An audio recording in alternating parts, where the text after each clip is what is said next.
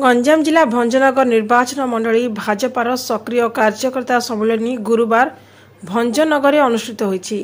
एथिरे भाजपा घुमुसर सांगठनिक जिला सभापति नीलमाधव पात्र अध्यक्षता करी दलर नीति आदर्श और श्रृंखला संपर्क में पाठ पढ़ाई। भंजनगर विधायक प्रद्युम्न कुमार नायक मुख्य अतिथि भाव जोगदे सरकार जनहितकर योजना गुड़िक लोकों पाखे पहुंचापी दलीय कर्मकर्ता आह्वान करथिले। 2019 निर्वाचन हारिबा परे मध्य संगठन बजाय रखिबा जोगु 2024 रे विधायक होई पारिछि। तुममानंक अक्लांत परिश्रमर ऋण को आज मु परिशोध करिबि। सेथिपई ग्रामठारु सहर विकास कराजिबो। आमे समस्ते गर्व अहंकार छाड़ी दल को आगकु नेबा। लोकों को सेवक हुंतु। गर्व अहंकार कले लोके निर्वाचन रे तुम कथा बुझिदेबे। तेणु समस्ते मिलिमिशि दल को आगकु नेबाकु विधायक नायक उपस्थित संगठक को आह्वान करथिले। भाजपार मूल लक्ष्य है देशर सुरक्षा, किंतु कांग्रेस सर्वदा हिंदू मुसलमान मध्य लड़ी लगाइबा। भाजपा नारी को अधिक सम्मान देउछि।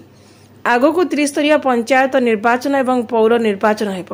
तेणु वर्तमान ठारू संगठन को आगकु नेबाकु हेब बोली विधायक नायक कहिथिले। 2019 रे किछि कुचक्री गोष्ठी मु परास्त होइतिली। मु निर्वाचित हेबा परे आज उक्त कुचक्री गोष्ठी को लोके प्रत्याख्यान कर दैछन्ती। बीजेडी वर्तमान राज्य में 8 फाड़ हो गलानी। 30 बीजेडी विधायक और कांग्रेस 8 जन विधायक भाजपा मिसिबे। एथिपई प्रस्तुति चली बोली प्रद्युम्न कहिथिले। से आउरी मध्य कहिथिले चाषी गरीब मानक आर्थिक मानदंड रे उन्नति आनिबा पई पदक्षेप निया जाइछि। बीजेडी गच्छर चेर को आमर प्रिय नेता प्रधानमंत्री नरेंद्र मोदी काटि दैछन्ती। तेणु बीजेडी आउ तिष्ठिब नाही बोली प्रद्युम्न कहिथिले। अन्यमानंक